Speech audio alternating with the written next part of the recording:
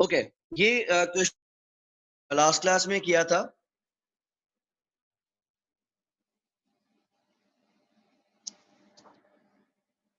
इसमें आपका क्वेश्चन ये है कि रीअपोर्शनमेंट कहां तक करनी है। तो इसका कोई स्पेसिफिक थ्रेशोल्ड नहीं है हमजा। ये है कि मैंने आपको कहा था, जिस तरह यहाँ इस क्वेश्चन में हम देख सकते हैं कि ये लाखों की फिगर है, 5,36,000, 2,58,000, और वहां जो है वो थाउजेंड्स की फिगर है, 56,700 एंड 45,000। तो ये थाउजेंड की फिगर जब हंड्रेड तक आ जाए तो आप इसको बेशक रीअपोर्शनमेंट रोक दें। अगर आप इसको आगे लेके भी जाते हैं, मिसाल 10th तक लेके जाते हैं, तो ट्रबल कोई नहीं है। आपके आंसर में डेफिनेटली सजेस्टेड आंसर्स के मुकाबले में थोड़ा डिफरेंस आएगा, लेकिन कोई बड़ी डील नहीं है, चलेगा चलेगा, बिल्कुल चलेगा।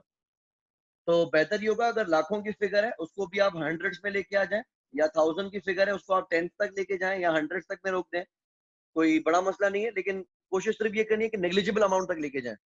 तो 10th तक लेके आना या हंड्रेड तक लेके आना इज फेयर। इसको जब इमटेरियल लेवल तक आप लेके आ जाओगे तो वो एक्सेप्टेबल है। अच्छा, जिन जिन्होंने ये क्वेश्चन ट्राई कर लिया था, आंसर मैंने शेयर कर दिया है, आप लोगों के पास भी मौजूद है, वेरीफाई कर लीजिएगा। बाकी अगर आपके आंसर में कोई ट्रबल है, यानी कोई डिफरेंस है, राउंड ऑफ डिफरेंसेस चलेंगे। जिस तरह आप में से कोई स्टूडेंट कह रहा है कि मैंने इसको 10th तक लेके गए हैं, तो कोई टेंशन नहीं।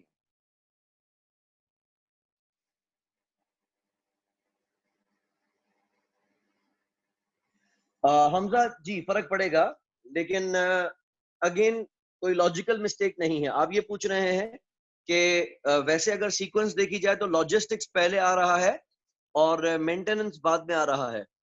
तो उसूल ऐसा नॉर्मली होगा कि हम फितरती तौर पे पहले लॉजिस्टिक्स को रिअपोर्शन करेंगे और उसके बाद मेंटेनेंस को करेंगे।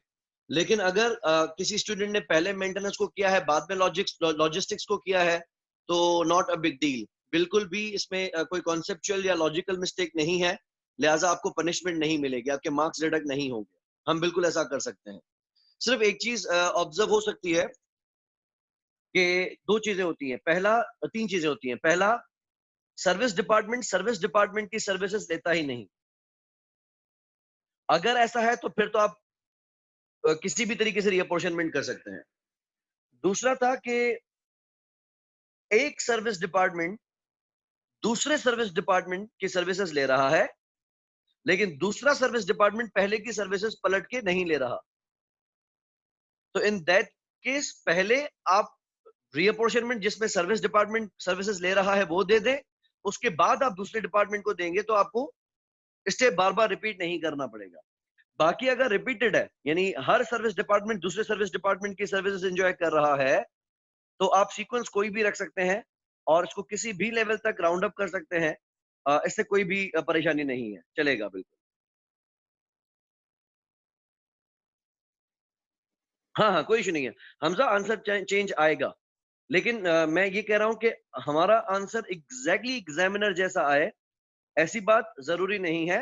जिस तरह मैंने आपको इनिशियल लेक्चर्स में बताया था कि अगर फाइनेंशियल अकाउंटिंग होती है, फाइनेंशियल रिपोर्टिंग होती है, तो वहां पे क्योंकि हमने स्टैंडर्ड्स फॉलो करने होते हैं, वहां पे हमें इस बात का ख्याल करना होता है कि हर एक कंपनी और दूसरी कंपनी की सेम स्टैंडर्ड्स के तहत बनी होनी चाहिए। तो दोनों की प्रेजेंटेशन और दोनों की क्लासिफिकेशन और दोनों की मेजरमेंट एक ही तरह की होनी चाहिए। लेकिन कॉस्ट एंड मैनेजमेंट अकाउंटिंग क्योंकि इंटरनल रिपोर्टिंग के लिए है, तो इसमें ये डिफरेंसेस आ सकते हैं। जैसे एक कंपनी का दूसरी कंपनी से डिफरेंस हो सकता है, उस तरीके से एग्जामिनर और स्टूडेंट के दरमियान आंसर में भी आ सकता है। इसमें भी मसला नहीं है। चलो वेल, आप लोगों ने ये क्वेश्चन कर लिया। अब हम एक और क्वेश्चन की तरफ चलते हैं, जो मैंने आपको डॉक्यूमेंट के अंदर भेजा था।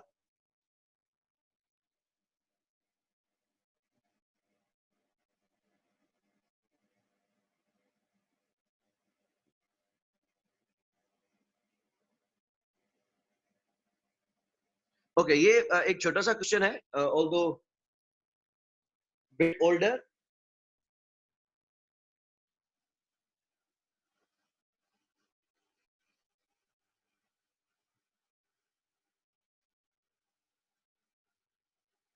ओके ग्रेट, सर आपने क्वेश्चन कर लिया, nice.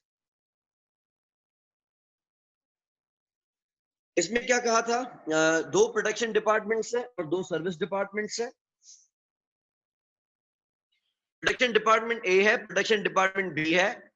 Expenses before distribution of service department cost, यानी ये खर्चे एलोकेटेड और अपोर्शनड है, रीअपोर्शनमेंट अभी नहीं हुई है। वो है 500,000, 400,000, 100,000 एंड 60,000। उसके बाद इसने परसेंटेज बताई है। डिपार्टमेंट एक्स की 50, 30, 20 है, डिपार्टमेंट वाई की 40, 50, 10 है। और यहाँ पे क्योंकि एक सर्विस डिपार्टमेंट दूसरे सर्विस डिपार्टमेंट की सर्विसेज इंजॉय कर रहा है, तो इसको सॉल्व करने के दो तरीके हैं, एक रिपीटेड डिस्ट्रीब्यूशन मेथड और दूसरा रेसिप्रोकल मेथड, या जिसको हम साइमल्टेनियस इक्वेशंस कहते हैं।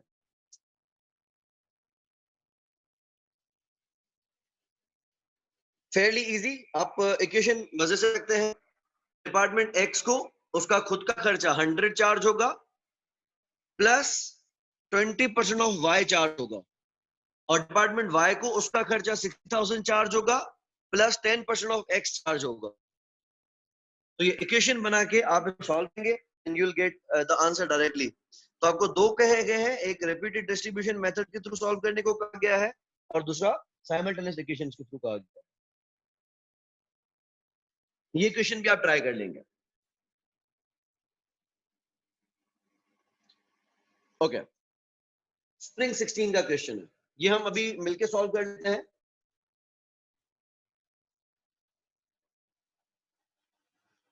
थोड़ा एक्टिव रहिएगा, कैलकुलेटर्स आपके पास होने चाहिए सो दैट मुझे आंसर्स देते जाओ।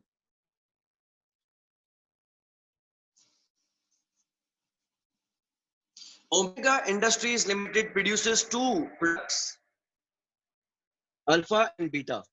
अच्छा, स्टेजेस आप को एक रिकॉल करें, हम स्टेजेस क्या करते हैं। सबसे पहले हम एलोकेट करते हैं, जो जनरल होते हैं उसको अपोर्शन करते हैं, इस डिपार्टमेंट्स के खर्चे रीअपोर्शन करते हैं। अगर कि ये एक्चुअल है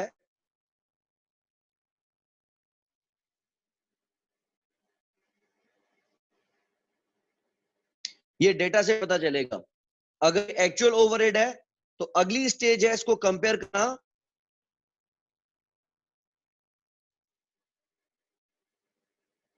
एब्जॉर्ब्ड ओवरहेड्स। और अगर कि ये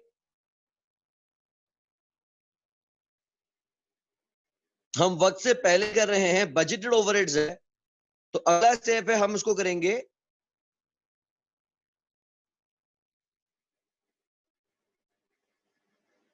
एब्जॉर्ब इनटू यूनिट कॉस्ट। तो बड़ा जरूरी होगा आपको क्वेश्चन में कि देखना कि वो एक्चुअल डेटा दे रहा है या बजटेड डेटा दे रहा है। अगर के डेटा एक्चुअल है तो एलोकेशन, अपोर्शनमेंट और रीअपोर्शनमेंट के बाद हमारे पास हर डिपार्टमेंट का एक्चुअल खर्चा आ जाएगा।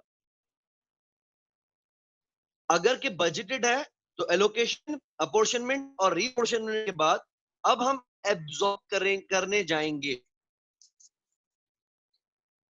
ओके, दो प्रोडक्ट्स हैं alpha and beta. These products are processed through fabrication and finishing outputs. दोनों प्रोडक्ट्स फैब्रिकेशन और फिनिशिंग के थ्रू प्रोसेस किए जाते हैं। क्योंकि ये दोनों डिपार्टमेंट्स यूनिट की प्रोडक्शन में हाथ डाल रहे हैं तो इनको हम कहेंगे प्रोडक्शन डिपार्टमेंट्स। जबकि quality control and logistics department provide all necessary support for production. Okay, very easy. Fabrication and finishing production departments है, quality control and logistics service departments है। Omega Industries Limited allocates production overheads to Alpha and Beta at a predetermined rate of 1300 rupees and 500 rupees per unit respectively. ये क्या है? Predetermined overhead absorption rates. अच्छा, और आप देख सकते हैं कि फैब्रिकेशन का OAR अलग एंड फिनिशिंग का OAR अलग नहीं है। पूरी फैक्ट्री का एक ही OAR है,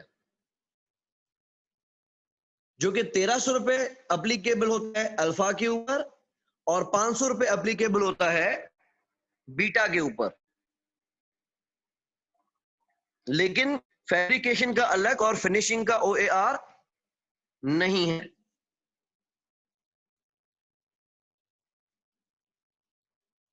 ओके, हम एब्जॉर्ब किस तरीके से करते हैं?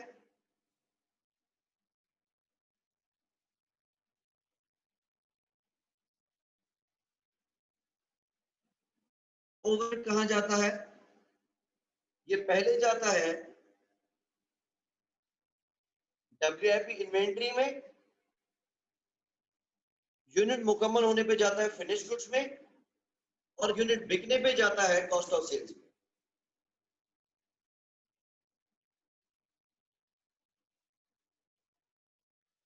करेक्ट, तो ये ब्लैंकेट रेट है। कितना है? 1300 रुपए अल्फा के लिए, 500 रुपए बीटा के लिए।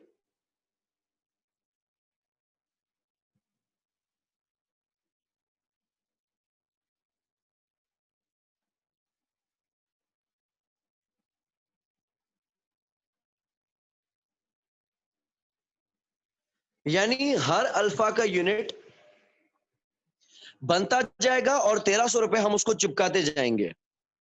बीटा का हर एक यूनिट बनता जाएगा और 500 रुपए हम उसको चिपकाते जाएंगे।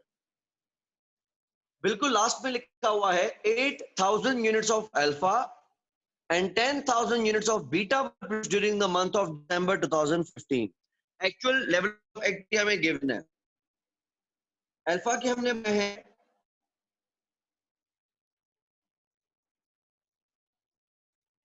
8,000 यूनिट्स और बीटा के हमने बनाए हैं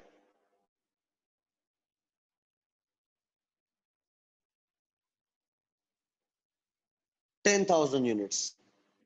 अल्फा की वैल्यू में, अल्फा इन्वेंट्री में हम कितना खर्चा एब्जॉर्ब कर चुके हैं?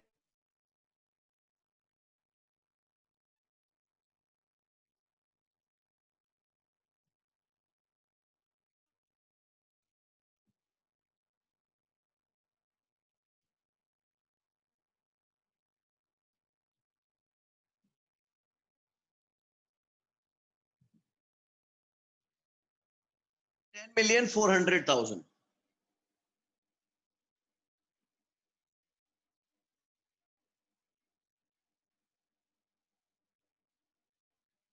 ये कॉस्ट हम एब्जॉर्ब कर चुके हैं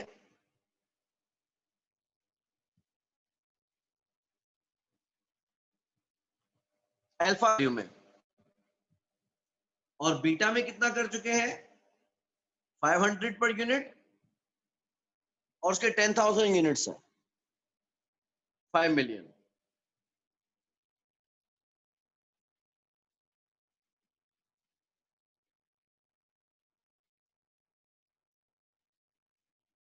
एब्जॉर्ब कितना हो चुका है?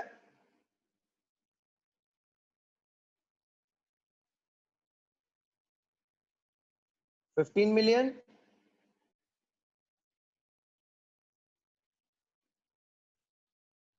400,000।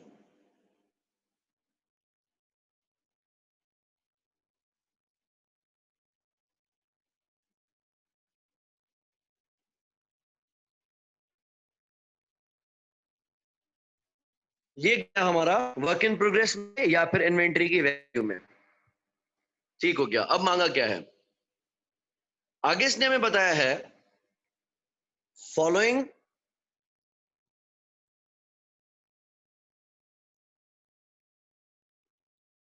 actual data has extracted from the cost records of OIL for the month of December 2015। तो जो आपको ये नीचे स्टेजेस दी गई हैं, ये सब एक्चुअल हैं।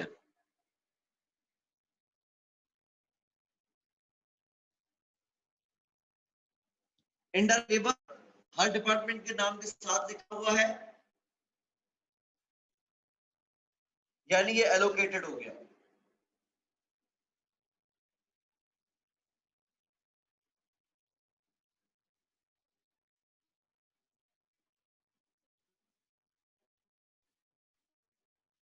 ठीक हो गया। एक हमारे पास डिपार्टमेंट है फैब्रिकेशन,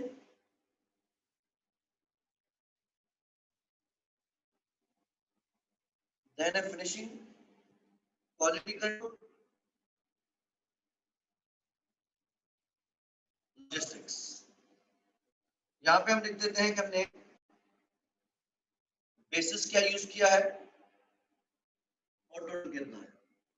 ये सब एक्चुअल डेटा है।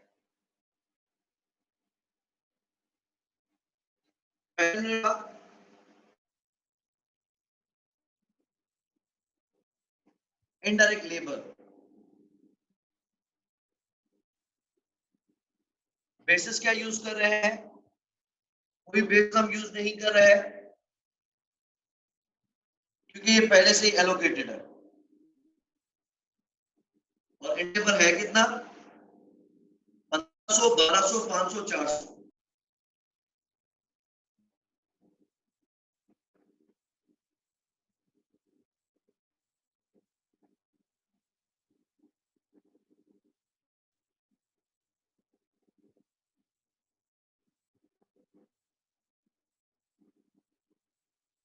जो 3600।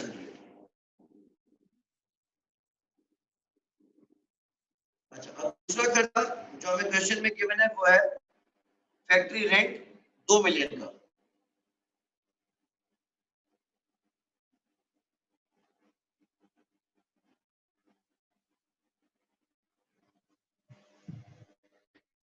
देखना है कि कौन से बेसिस पे इसको अपोज करना ज्यादा सूटेबल है।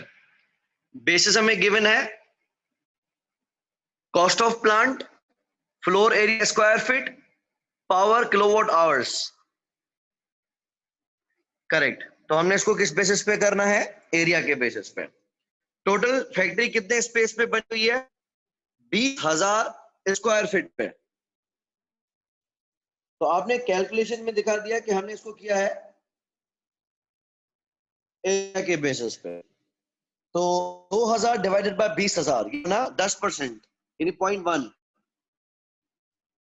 इसमें से 10, 5, 3, 2।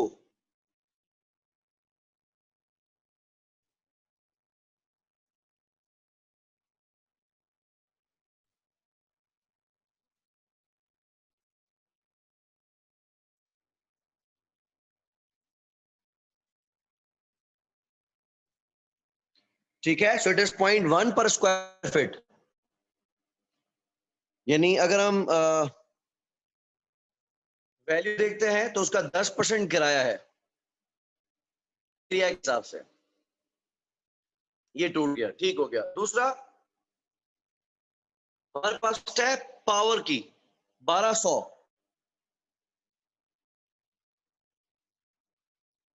बेसिस देखें तो कॉस्ट ऑफ प्लांट है, फ्लोर एरिया है और पावर है। यस, डेफिनेटली पावर का खर्चा किलोवाट आवर्स के हिसाब से करेंगे।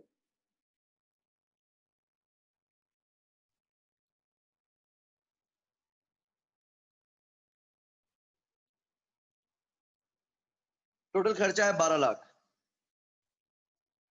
कितने किलोवाट आवर्स रिकॉर्ड हुए हैं, 1 लाख।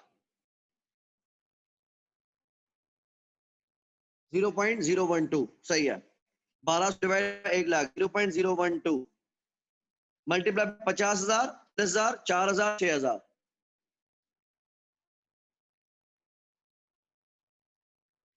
फैब्रिकेशन पे कितना,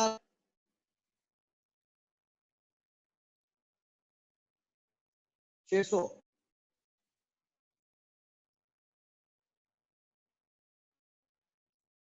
देन है 480।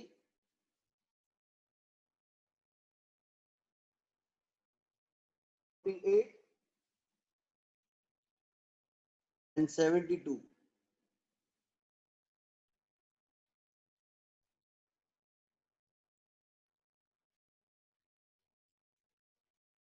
ठीक हो गया। नेक्स्ट खर्चा क्या है? Depreciation of plant.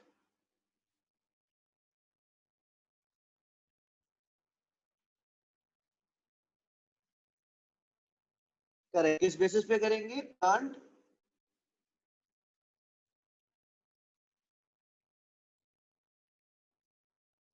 वैल्यू। अगर डेप्रिसिएशन बिल्डिंग होती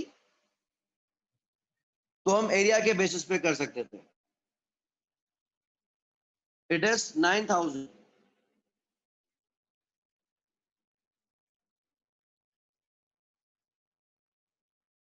और प्लांट कितना है? 60,000। तो 9000 डिवाइडेड बाय 60,000, ये आपने मुझे बताया 15%। ओके, उस बेसिस पे अपॉर्चनमेंट हुई 4,800, 6,000,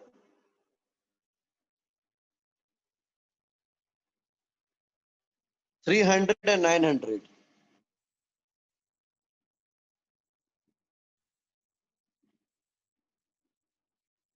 ओके, सो इनडायरेक्ट लेबर एलोकेटेड था, फैक्ट्री रेंट को हमने एरिया के बेसिस पे किया, पावर को हमने किलोवाट आवर्स के बेसिस पे किया, और डेप्रिसिएशन ऑफ प्लांट को प्लांट वैल्यू के हिसाब से कर दिया। ओके, अब हमने करनी है रीअपोर्शनमेंट। ये जो वर्क फॉर अल्फा है, ये हमें एब्जॉर्प्शन में काम में आएंगे, क्योंकि हम यहाँ पे एक्चुअल कर रहे हैं। तो इससे हमें पता चलेगा कि एक्चुअल कितना है, इसको थोड़े लिए छोड़ते हैं। हम यहाँ पे आए, services provided bye,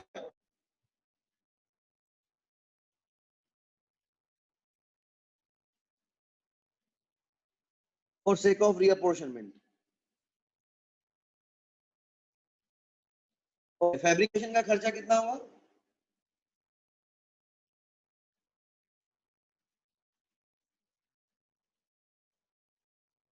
7,900। Finishing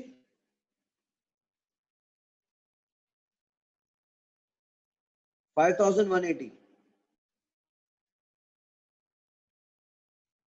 quality control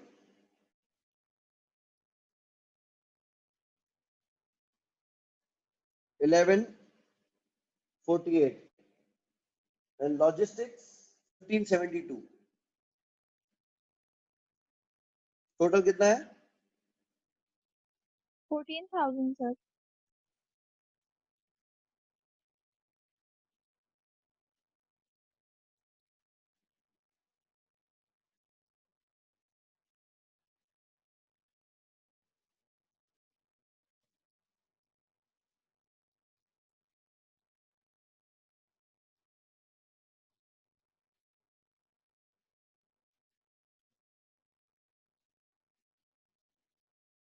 ठीक हो गया। अच्छा, अब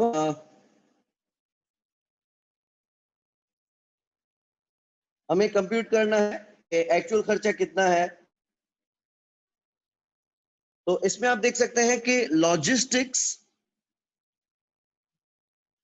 क्वालिटी कंट्रोल की सर्विसेज ले रहा है 5%, जबकि क्वालिटी कंट्रोल लॉजिस्टिक्स की सर्विसेज नहीं ले रहा।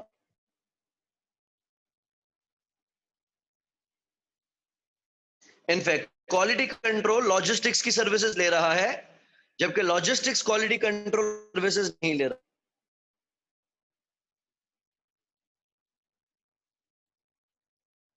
तो पहले हम रीअपोर्शन कर लेते हैं।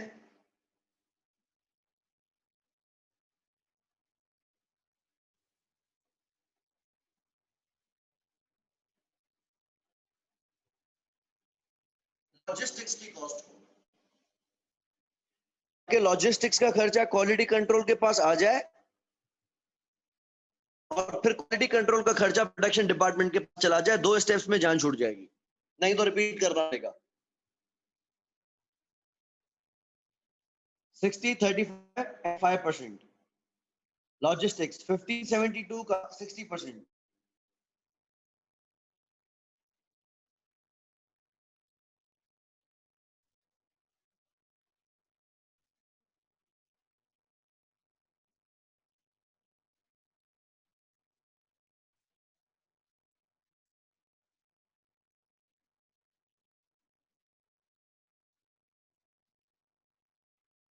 $943. करेक्ट, ये 943 हमने उठा के दे दिया फैब्रिकेशन को.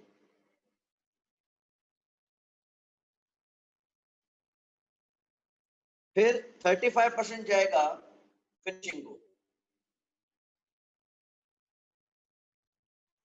550.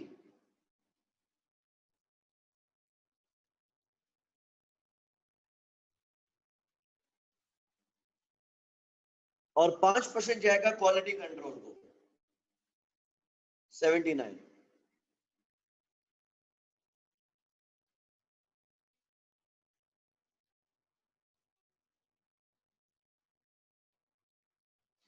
तो क्वालिटी कंट्रोल के पास 1149 48 अपना पहले से ही था और 79 और आ गया. अब हो गया इसका 1227.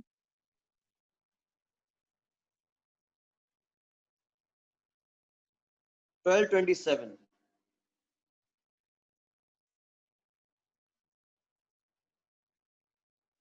और ये यहाँ पे खत्म हो गया.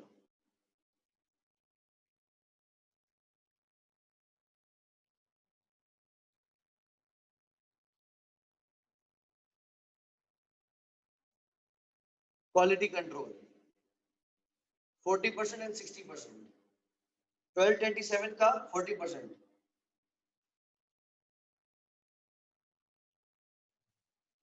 Sir, 491.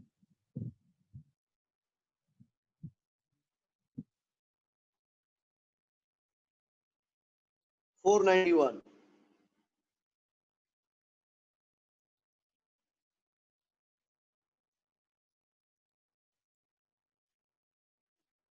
और 60% 736.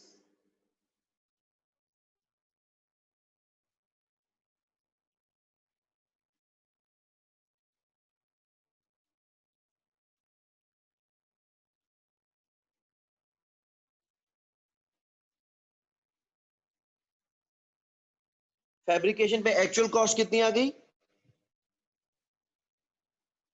Sir, 9334.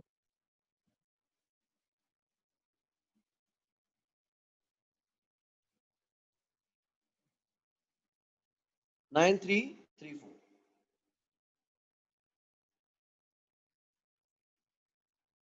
और फिनिशिंग की Sir, 6466.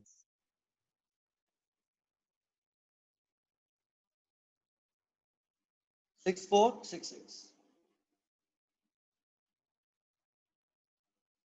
क्योंकि ये एक्चुअल है तो अब अगला स्टेज को एब्जॉर्ब करने का नहीं है. अगली स्टेज उसको कंपेयर करने की है विद एक्चुअल. अच्छा, अब एक्चुअल के लिए हम ये देखेंगे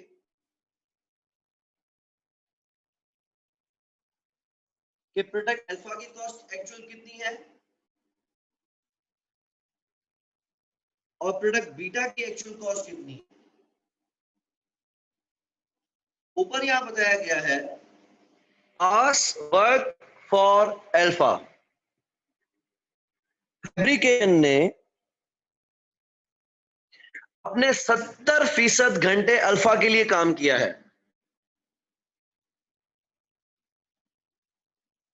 तो एक्चुअल निकालने के लिए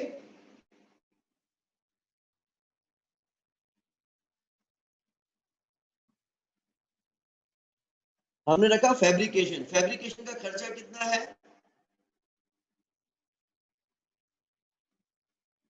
9334.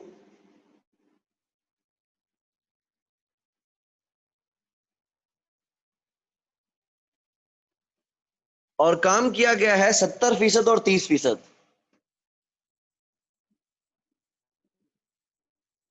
933 का 70% काम किया गया है अल्फा के लिए।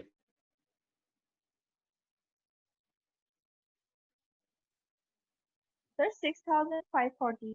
6534।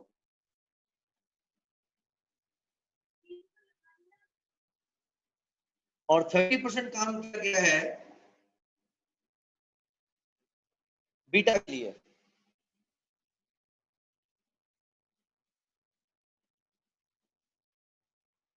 Sir, 2,800.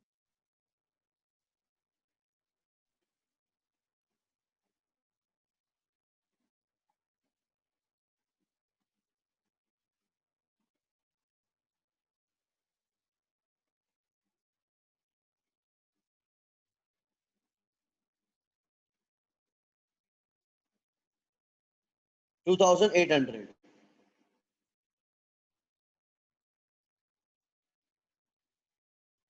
ओके, इसी तरीके से दूसरा डिपार्टमेंट है हमारे पास फिनिशिंग।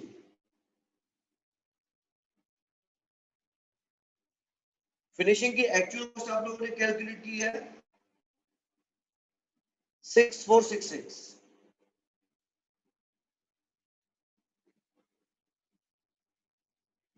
और ऊपर क्वेश्चन में बताया गया है कि फिनिशिंग का 60% काम किया गया अल्फा के लिए एंड 40% काम किया गया है बीटा के लिए।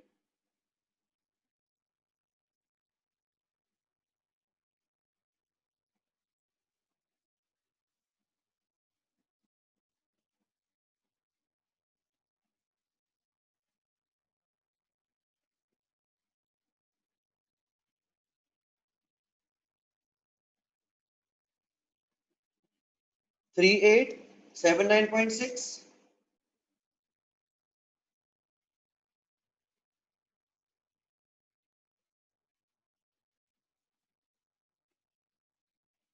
2586.4।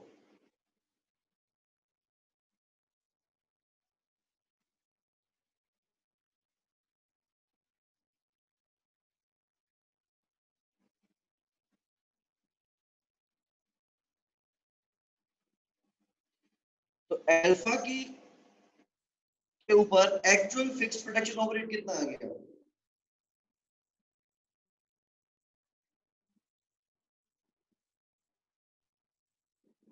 और बीटा का कितना आ गया? अल्फा का कितना है? Sir, alpha पर 10,413.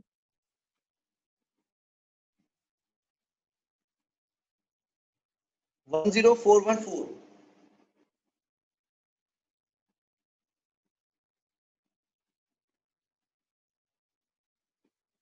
ठीक है, और बीटा Sir, 5,386.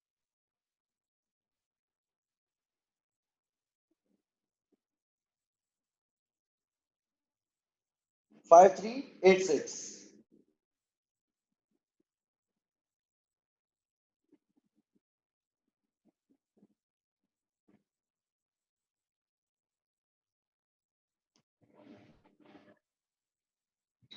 ओके, ये हो गया हमारा एक्चुअल फैक्ट्री ओवरहेड्स। हम एक्चुअल को कंपेयर किससे करते हैं?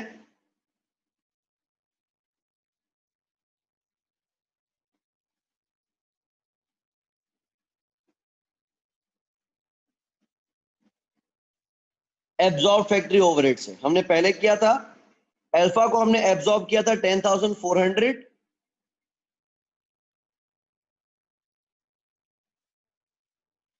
और बीटा को हमने एब्जॉर्ब किया था 5 मिलियन।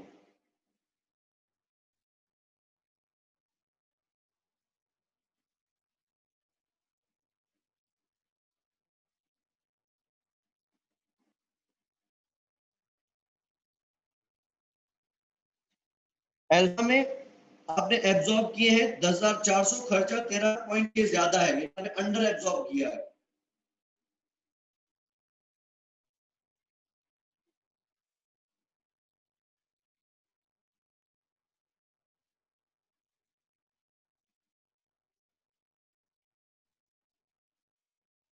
आपने अंडर एब्जॉर्ब किया है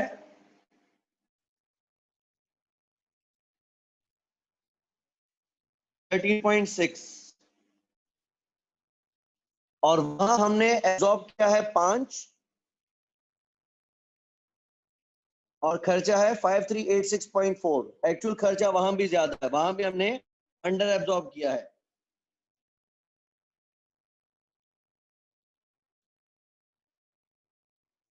टोटल कितना अंडर एब्जॉर्ब किया है?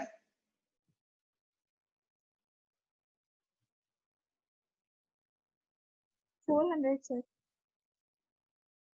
386.4 प्लस 13.6, टोटल हमने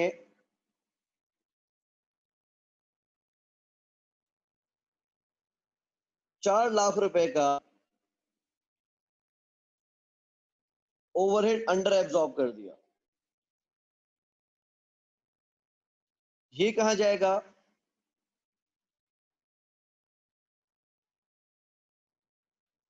ये जाएगा इमीडिएटली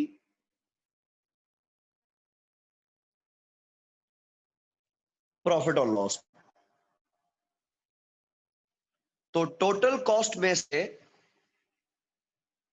एब्जॉर्ब हुआ वो जाएगा इन्वेंट्री की वैल्यू में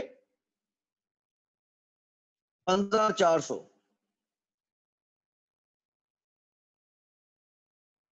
ये हमने भेजा था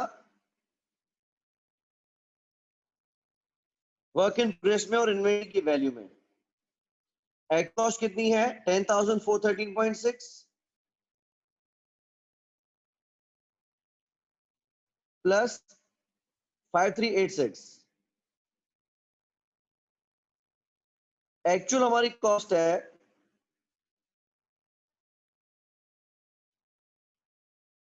15,800, जिसमें से 15,400 हम अंदाजे के बेसिस पर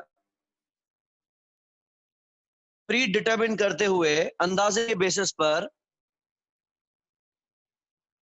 यूनिट्स की कॉस्ट में डाल दी थी, work in progress and finished goods में डाल दी थी। वक्त गुजरने के बाद पता चला कि आपके अंदाजे और हकायक में 400 रुपए का फर्क है, लेकिन क्योंकि अब ये आखिर में पता चल रहा है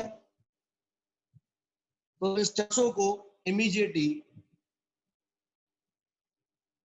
प्रॉफिट लॉस की नजर कर देंगे।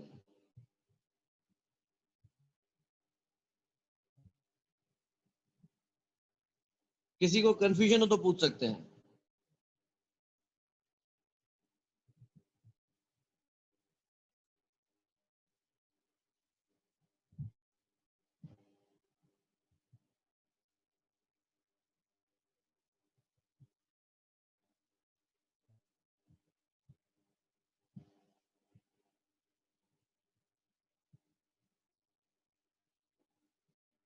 ओके, बासित यू सेइंग कि एब्जॉर्ब फैक्ट्री ओवरहेड्स हम रिपीट करें तो इसमें देखिए हमें क्वेश्चन के अंदर गिवन एक चीज,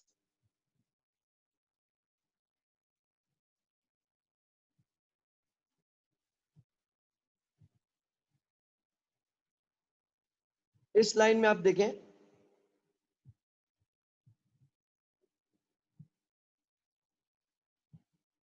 हमें ये बताया गया Omega Industries Limited allocates production overheads to Alpha and Beta at a predetermined rate, यानी predetermined overhead absorption rate 1,500 rupees and 500 rupees per unit respectively.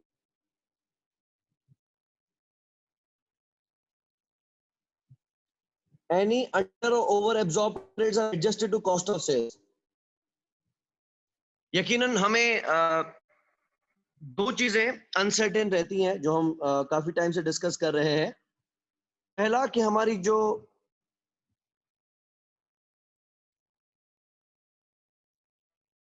Factory की कॉस्ट आएगी जिसको हम फिक्स प्रोडक्शन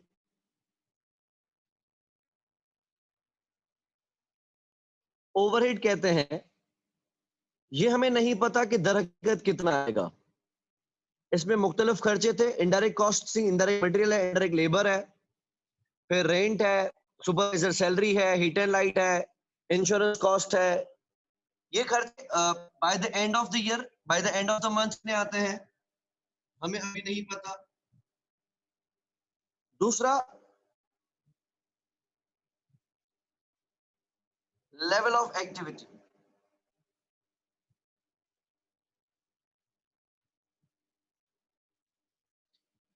कि हम एक्चुअली कितने number of hours factory चाहते हैं,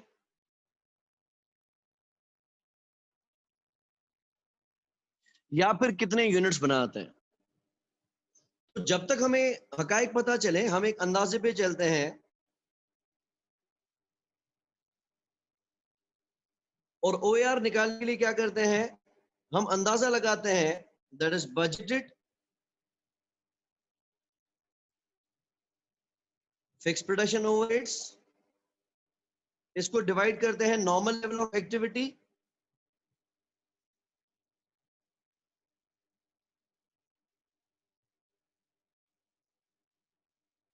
या फिर लेवल ऑफ एक्टिविटीज है। तो ये कंपनी ने हमें पहले करके दे दिया है, इसने हमें OAR दे दिया है।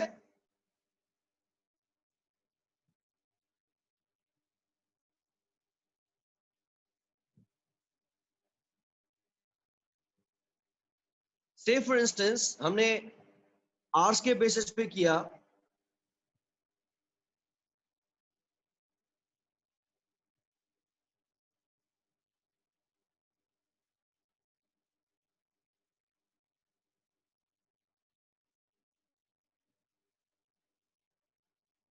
और हमें ये पता चलता है कि हमारा खर्चा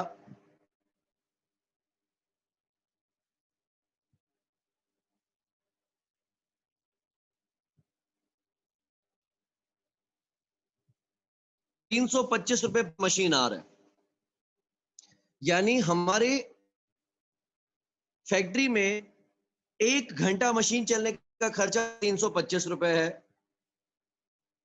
आपको ये पता चलता है कि यार अल्फा तो फिर 4 घंटों में बनता है,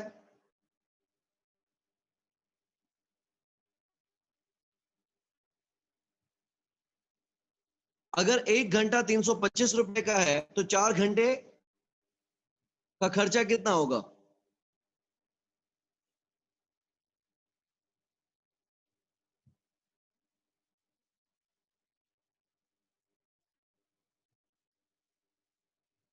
₹1300। तो 325 बना पर मशीन आर और 1300 रुपए बना पर यूनिट। इसी तरीके से हम कैलकुलेट करते हैं बीटा। तो लेट्स से फॉर इंस्टेंस हमें पता चलता है कि बीटा को बनाने में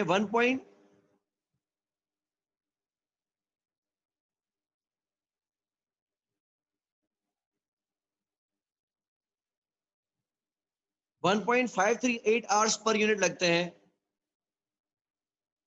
और हर मशीन आर कितने का है? 325 का। तो बीटा के यूनिट में कितना खर्चा जाएगा?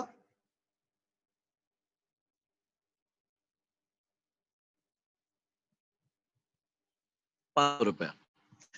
आप अल्फा का 1 यूनिट बनाएंगे तो उसमें मटेरियल कॉस्ट जाएगी, लेबर कॉस्ट जाएगी, और फैक्ट्री ओवरहेड जाएगा 1300 रुपए पर यूनिट का। जब टाइम पीरियड खत्म होगा, महीना खत्म होगा, तो पता चलेगा कि ऊंट बैठा किस करवट है। लेकिन फिलहाल हम अंदाजे की बिना पर 1300 रुपए पर यूनिट के हिसाब से एब्जॉर्प्शन किए जाते हैं। फिर हम इसको हमेशा मल्टीप्लाई करते हैं, जो भी आपका OAR आता है, इसको जब हम मल्टीप्लाई करते हैं actual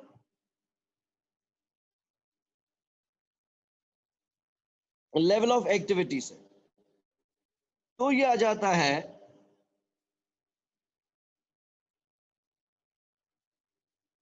absorb factory overhead. Absorb का मकसद ये चला गया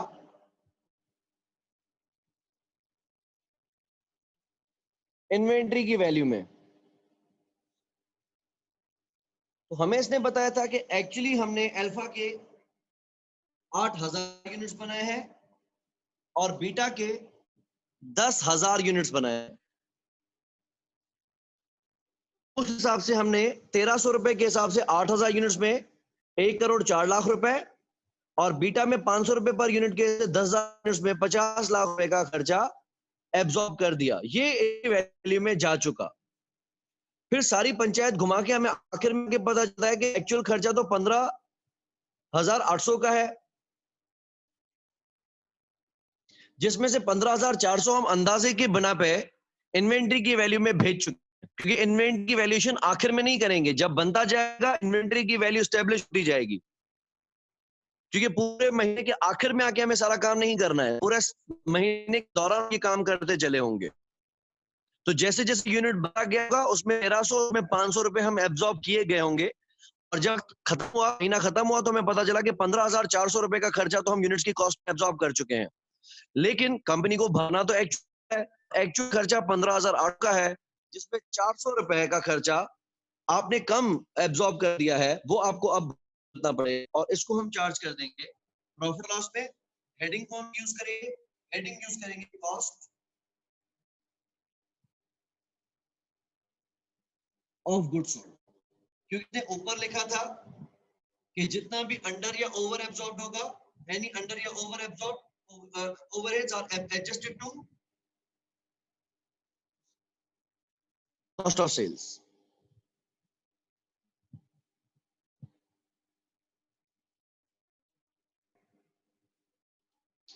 अगर आपको कहता है कि डिफरेंस देखें, what is difference between budgeted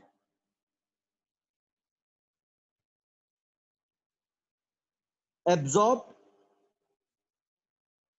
and actual. Absorb में आप क्या करेंगे? एक ख्वाब यानी स्टैंडर्ड कॉस्ट पर यूनिट जो आनी चाहिए थी, और एक हकीकत।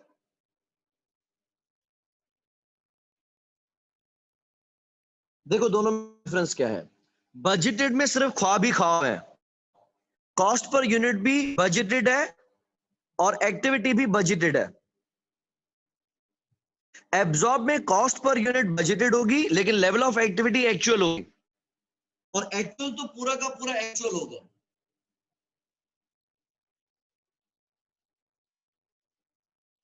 कॉस्ट पर यूनिट भी एक्चुअल और लेवल ऑफ एक्टिविटी भी एक्चुअल। आपको एक मिसाल याद दिला दूं, मैंने आपको पहले एक एग्जांपल दी थी कि हम एक टीम के कोच हैं या कैप्टन है। हमने टीम को कहा कि आपने 50 ओवर के ओडीआई में 250 रन बना के देने हैं। उसको मैंने ये कहा कि आपने 50 ओवर में 250 रन बनाने हैं, तो रन रेट कितना है? मैं उसको कहता हूं 5 रन पर ओवर के हिसाब से 50 ओवर में 250 रन बनाना। एक ओवर में 5 रन बनने चाहिए, ये भी अंदाजा, और 50 ओवर का मैच है, ये भी अंदाजा। लेकिन होता यह है कि हमारे मैच में अभी 40 ओवर ही चलते हैं कि बारिश हो जाती है, तो हमारे बैट्समैन उस 40 ओवर में एक्चुअल स्कोर करते हैं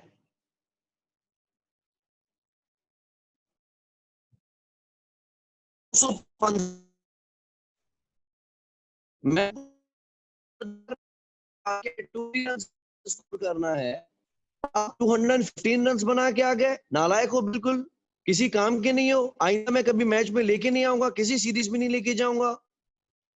तो क्या मुझे उनको ऐसा बोलना मुनासिब है? अगर तो मैं कह रहा हूं कि मैंने आपको टारगेट दिया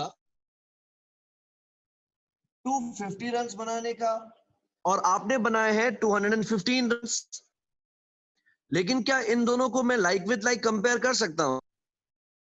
the answer is no. Yes, आपने जो 250 रन का टारगेट दिया था वो था 50 ओवर के लिए, और जो 215 रन बने हैं वो बने हैं 40 ओवर में। लेकिन अगर मैं देखूं तो फिर 40 ओवर में कितने रन बनने चाहिए थे?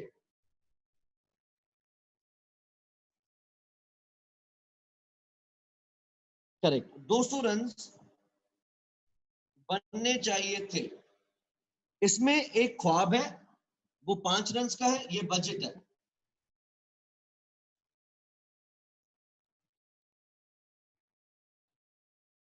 और 40 ओवर चले हैं,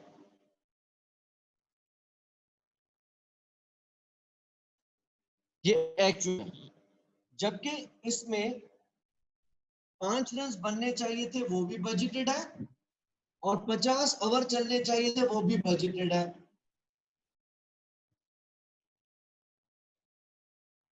अगर ये कह रहे हैं कि ये बजटेड होता, यानी 8,000 यूनिट्स बनने चाहिए थे और 10,000 यूनिट्स बनने चाहिए थे, तो फिर हम अंडर या ओवर कैलकुलेट नहीं कर सकते थे। याद रहे,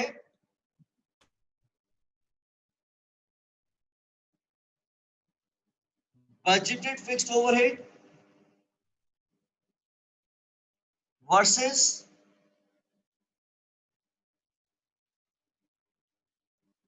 actual fixed overhead is not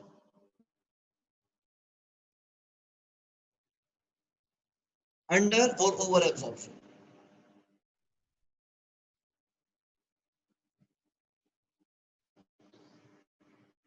अगर आप कहते हैं कि 8,000 यूनिट्स बनने चाहिए थे और 10,000 यूनिट्स बनने, एग्जामिनर को यह सवाल पूछने का हक अख्तियार ही नहीं था अंडर एब्जॉर्ब कितना हुआ, ओवर एब्जॉर्ब कितना हुआ। जब तक वो हमें एक्चुअल लेवल ऑफ एक्टिविटी नहीं बताएगा, हम एब्जॉर्ब्ड ओवरहेड्स नहीं निकाल सकेंगे, और जब तक हम एब्जॉर्ब्ड ओवरहेड्स नहीं निकाल सकेंगे, अंडर या ओवर एब्जॉर्प्शन कैलकुलेट कर ही नहीं सकते।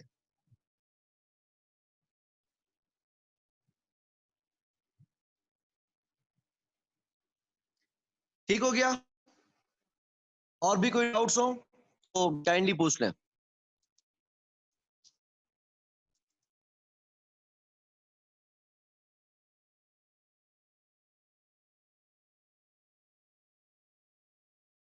Okay, all set. आज के लिए मैं इसको यहाँ पे रख रहा हूँ। मेरे तरफ से ये फैक्ट्री ओवरहेड्स का एरिया वाइंड अप है, खत्म हो गया। इसमें जो चीजें हो सकती थी हम कर चुके हैं। कल क्लास में हम इसका कोई रिव्यू लेंगे, छोटी छोटी चीजें, और उसके बाद आप भी अगर ट्रबल्स हो, कोई परेशानियां रहती है तो उसको ठीक करेंगे।